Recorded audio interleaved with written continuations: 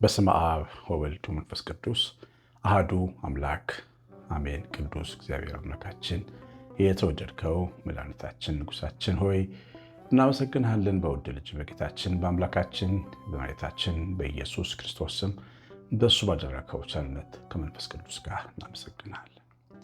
ሁሉን የምችል ሆይ በሰላም በሕይወት የጠበቅከን በጤና የጠበቅከን ምስጋና ይገባሃል። ቀሪው ጊዜያችንን ባርክ። የታመሙብንን ሁሉ ሰዎች ፈውስ። በየቤቱ ያሉ የጸበል ቤቱ ያሉ በየሕክምና ተቋማት ያሉ ደግሞ ጤነኞች መስለው የታመሙ አእምሯቸው፣ መንፈሳቸው፣ ልባቸው፣ ጤናቸው፣ ሰውነታቸው የታመሙ ሁሉ ጌታችን አዳኛችን ኢየሱስ ክርስቶስ ፈውስ ላክላቸው። በቅዱስ ስም ፍታቸው። በላያቸው የሚሰሩ አጋንንት ሁሉ በጌታችን በአምላካችን በጌታችን በኢየሱስ ክርስቶስ ስም ከላያቸው ተሰደው ይውጡ። ሰላም ለምድራችን ይሁን። ለአንተ ምስጋና ይገባሃል ለዘላለም አሜን። ተወዳጆች እግዚአብሔር ብሩካን ደህና ቆያችሁ። ሁሉን የሚችል አምላክ ክብር ምስጋና ይገባዋል። እንግዲህ ይህንን የጾመ አብይ ጾማችንን ጾመ ኢየሱስን እየጾምን ያለ ነው። ጾሙ በበረከት ስራ አብሮ የታገዘ ሲሆን በጣም ትልቅ ኃይል አለው እና አንዲት ክፍለ ሀገር ያለች ልጇ ታሞ ወድቆባት አልጋ ላይ አስተኝታ የምታስታምም ምን እንደሆነ የማታውቀው 9 ዓመት ልጇን ለማገዝ ታክሞ ጤና ሆኖ እሷም እንጀራ በልታ እንድታድር ለማድረግ ልናግዛት ተነስተናል። ለአንድ ሳምንት ያክል ይህን ማስታወቂያ እንናገራለን። የምችሉት ቶሎ ቶሎ ብላችሁ እናግዛት። እግዚአብሔር እናንተን ቤታችሁን ይባርክ። 911 41380 ስልኬ ላይ ልታኑሩልኝ አድራሻ አስቀምጥላችኋለሁ። እግዚአብሔር እናንተን ደጃችሁን ኑሯችሁ ልጆቻችሁን ይባርክ። ዛሬ ከትንቢተ ዳንኤል መጽሐፍ ምዕራፍ 5 ላይ አንድ አስገራሚ ታሪክ አንስተን እንማራለን። ዳንኤል መጽሐፍ ወይም ትንቢተ ዳንኤል ምዕራፍ 5 ንጉሥ ብልጣሶር ለሺህ መኳንንቶቹ ትልቅ ግብዣ አደረገ። በሺውም ፊት የወይን ጠጅ ይጠጣ ነበር።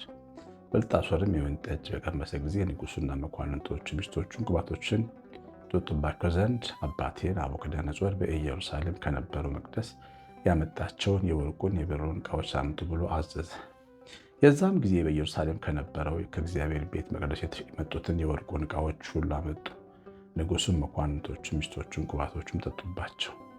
የወይን ጠጅም የጠጡ ከወርቅና ከብር ከናስም ከብረትም ከእንጨትም ከድንጋይ የተሰሩትን አማልክት አመሰገኑ።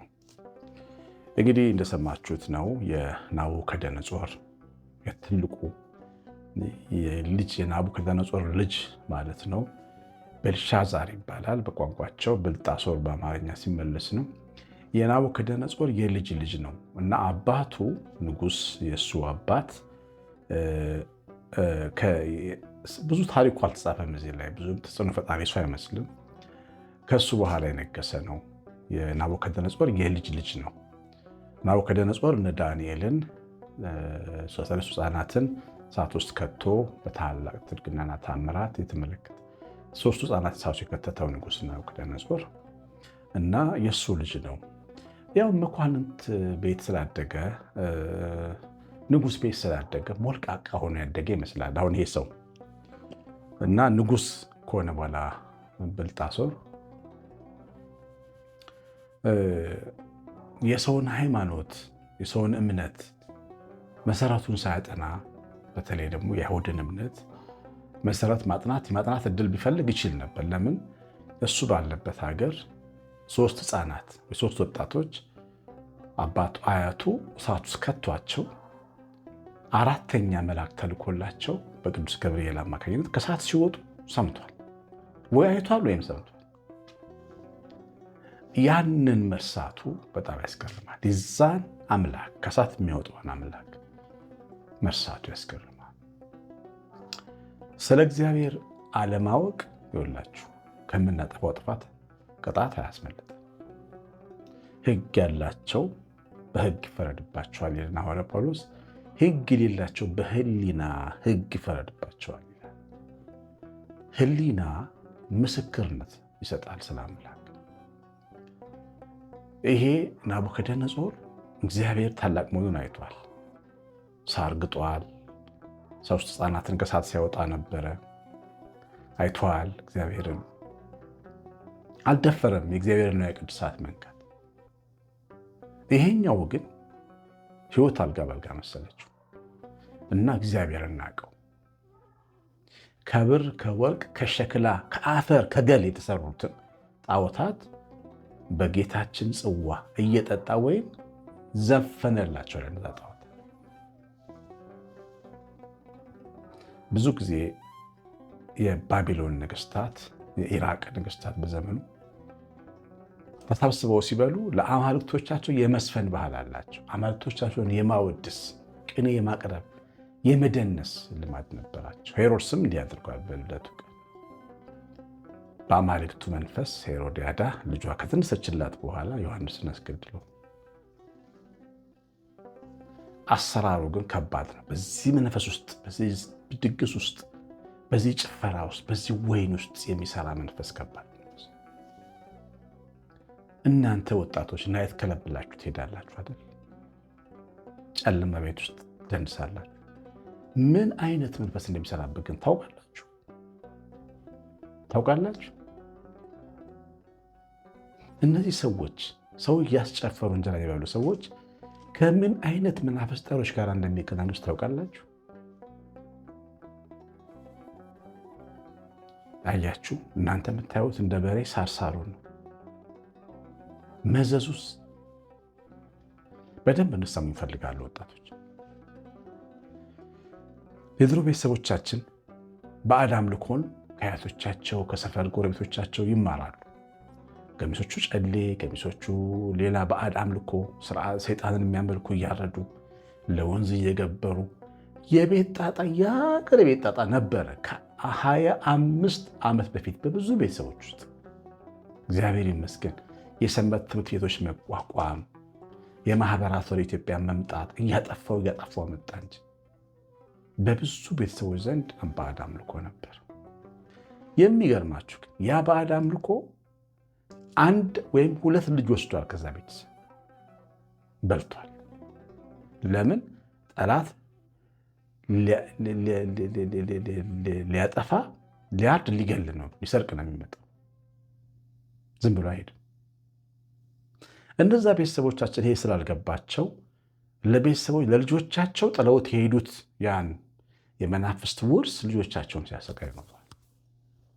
እነሱ ኦልሬዲ ሞተዋል፣ ግን ልጆቻቸው በቁማቸው ይሰቃያሉ።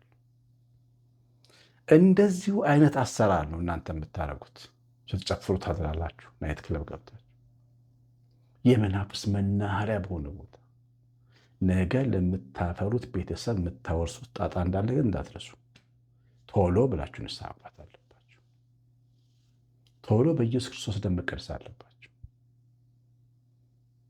ከባርነት መውጣት አለባችሁ።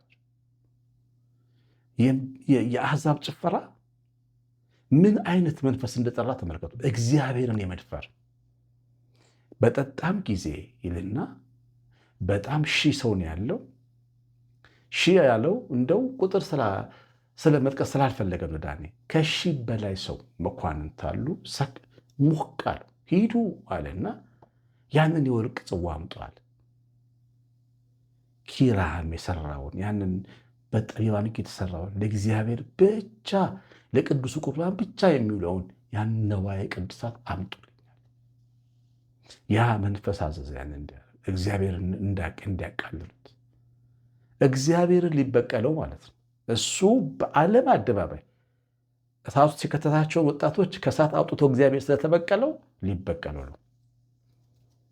በእግዚአብሔር ነዋየ ቅድሳት ላይ እንዲበላ እንዲጠጣ አሰረገ።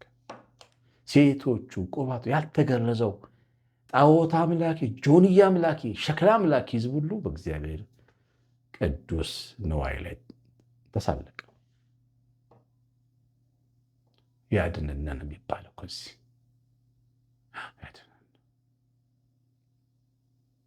ከዛ እንደዚህ ሆነ።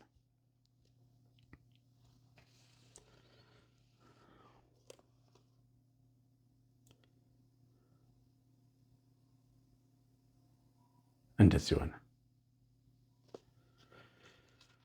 ንግሥቲቱ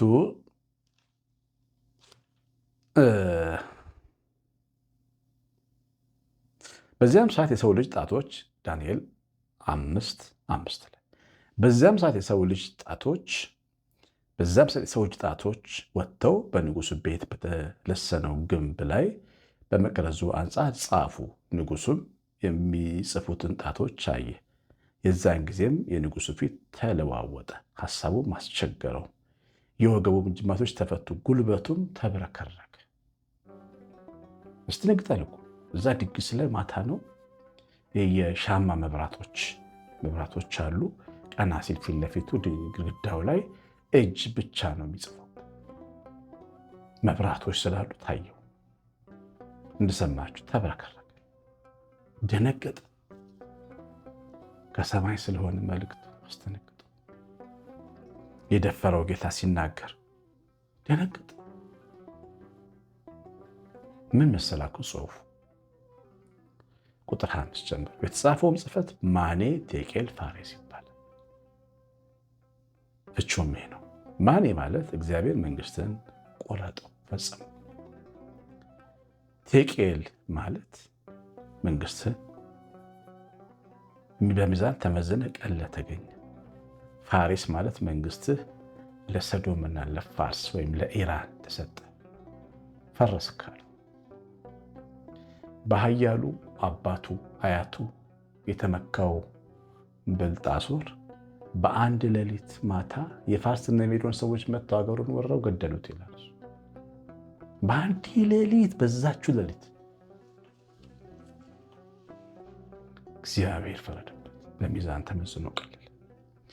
አሁን እኛ ስለሱ መናገር መቼም አምሮን አይደለም።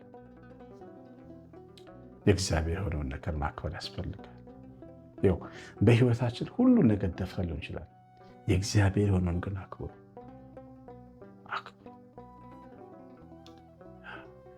ስለ አንዲት እህቴ ህይወቷ መዛል ስሰማ በቀደም ምናሉ መጠጣት ለምዳ መጠጥ ቤት ገብታ ቄስ ስታይ ካህን ስታይ በቄስ ላይ ትቀልዳለች። በጣም እኮ ገዳም የምትሳለ መንፈሳዊ ሴት የነበረች ነች። ጠላት ልቦ ውስጥ ቤት ሰርቶ ድሮ በምትፈራው በምትቀጠቅለ ካህን ላይ ትቀልዳለች። የእግዚአብሔር የሆነውን የቅዱሳት አውጥታ ትጠጣበታለች ማለት ነው። ይኸውላችሁ አትውደዱ፣ አይመሿችሁ፣ ግን ካህን አትስደቡ፣ ቤተክርስቲያንን አትስደቡ። እናንተ ይቅርታ አድርጉልኝ፣ እናንተ የሌላ ቤተ እምነት ሰዎች አትስደቡ። ያልገባችሁን ነገር ዝም በሉ፣ ዝም በሉ። በቅርብ ጊዜ አንዲ ኦርቶዶክስ የሆነ ባለቤቱ ሚስቱ ፕሮቴስታንት ነች። ወለደችና ክርስትና ልታስነሳ ፈለገ። አልሄድም አለች እና አጋጣሚ ሊያናግራት ደወልኩለት። እኔ ሄጄ ለምንም አልሰግድም፣ ለምናምንቴ አልሰግድም አለች። ከዛ ተረጋግቼ ግን በደንብ ነገርኳት ምን አይነት ኃጢአት እንደምትናገር። አብ ምናምንቴ አይደለም፣ ወልድ ምናምንቴ አይደለም፣ መንፈስ ቅዱስ ምናምንቴ አይደለም። የእግዚአብሔር ቃል መንፈስ ቅዱስን የሚሰድብ ስርየት የለውም። እማታውቁትን አትናገሩ። ይህንን የሚላት ፓስተሯ ሊሆን ይችላል። የሄደችበት ቦታ ሰው አይደለን፣ ግን አይምሮ እኮ አለ፣ አይምሮ አለ። የተባልነውን ብቻ የሚጭኑብን አህያዎች አይደለንም። በእግዚአብሔር ቅዱስ ነገር ላይ ለምንድን ነው የምንቀልደው? መንፈስ ቅዱስን በመስደብሽ ንስሐ ካልገባች ትጠፊያለሽ አልኳት። እውነቴን ነው። ምናምንቴ እንዴት ይባላል? በአብ በወልድ በመንፈስ ቅዱስ ስም የምናጠምቅ ድንቅ ጸሎተ ጥምቀት ያለን ድንቅ ቤተክርስቲያን ነች ያለችን። ስለማትሰሙት ስለማያውቁት ነው። የማያውቁትን እኮ አላውቀውም የሚባለው አይሰድም። ይኸውላችሁ የእግዚአብሔርን ነዋየ ቅድሳት አውጥቶ ጠጅ እንደመጠጣት ነው የሚቆጠሩ። እማናቀውን አትናገሩ፣ አትድፈሩ፣ ትጠፋላችሁ። ዘራችሁ ትውልዳችሁ ይጠፋል። የእግዚአብሔር ፍርድ ያው ናት። አትድፈሩ። በመንፈሳዊ ነገር ላይ አትቀልዱ። ሲቀለድም አትሳቁ። ነውር ነው። ሰይጣን ብዙ ስትራቴጂ ነው ያለው። አንዳንድ ቪዲዮዎችን ፕራንክ ቪዲዮዎችን ማየት ያስደስተኛልና ስመለከት ቸርች ውስጥ ገብተው ካቶሊክ ቤተክርስቲያን ገብተው ፕራንክ ሲሰሩ ቄስ ሆነው መነኩሴ ሆነው ሲሰሩ ስመለከት ምን ያህል ቅዱስን ቦታ ለማስደፈር ጠላት እያለማመደን እንደሆነ እመለከታለሁ። ቅዱሱን ቦታ ማክበር ያስፈልጋል። እንዴት ምን ርከስ፣ እንዴት ምን ቆሸሽ፣ የእግዚአብሔር ቅዱስ ቦታና የእግዚአብሔር ቅዱስ ነገር ግን መነካት የለበት። ቀኑ መከበር አለበት። ሰንበቱ፣ ቅዳሴው መከበር አለበት። አገልጋዩ መከበር አለበት። ዛሬ በጣም ብዙ ሰዎች አሉ። ያው ዩቲዩብ አለ፣ ገንዘብ ይሰጣል። ቁጭ ብለው ቄስ ይሰሩ፣ ጳጳስ የሚሰድቡ፣ ዘማሪ የሚሰድቡ ነገ በልጆቻቸው ላይ ያለቅሳሉ። እኔ አንድ ወጣት አውቃለሁ፣ ይገርማቸዋል። አሳዳጅ በቃ ሁሌ ማስተዳደር ነው ስራው። ሰው ከቤተሰብ እንዲወጣ ነው የሚፈልገው። ተውለዋል። አጋጣሚ ደግሞ የኔ ወላጅ ነው። ስራው በሃይማኖት ስም ሰው ማስተዳደር ነው። 2 መንታ ልጆች አሉት። ዩኒቨርሲቲ ገቡለት፣ ባህር ዳር ዩኒቨርሲቲ። በአመቱ 2 ጴንጤዎቹን ነው መጡ። አሳበዱት። አበደ፣ በቃ አበደ። ያ ልጅ በጣም ብዙ እናት አልቅሳበታለች። ብዙ ወጣቶችን ከቤተክርስቲያን ገፍቶ ሲያስወጣ ነበር። አንድ እናት ያሳደገችው ልጇ ጴንጤ ሲሆንባት ታለቅሳለች። ቤቷ ቤተክርስቲያን ሄደ፣ ወይኔ ልጄ ብላ። የገፋው ሰው ምንም አይፈረድበት ይመስላችኋል? ይፈርዳል እግዚአብሔር። አበደ እኮ አልኳቸው፣ አበደ። በቃ ቁም መናገር፣ ክፉ መናገር፣ ክፉ ማድረግ አትድፈሩ። የእግዚአብሔር የሆኑ ነገር ለእጃችሁን አታንሱ። ባይበላ ይሻላል። ወዮላችሁ የምትነኳቸው የእግዚአብሔር ሰዎች ከሆኑ ወዮላችሁ። ከብልጣሶ ብዙ መማር ያስፈልጋል። የሰማነውን በልቦናችን ጻፍ። እግዚአብሔር ቸርነት የእናታችን ቤታችን ረድኤት በረከት የምላት ጥበቃ አብሮን ይሁን። ትምህርቱ ላይ ኮሜንት አድርጉ፣ ጻፉ፣ ላይክ አድርጉት። ደግሞ የእናታችን የምትረዳውን እናት ጉዳይ እንዳትረሱ። ቀሲስ አሸናፊ ገብረማርያም ነኝ። ሰላም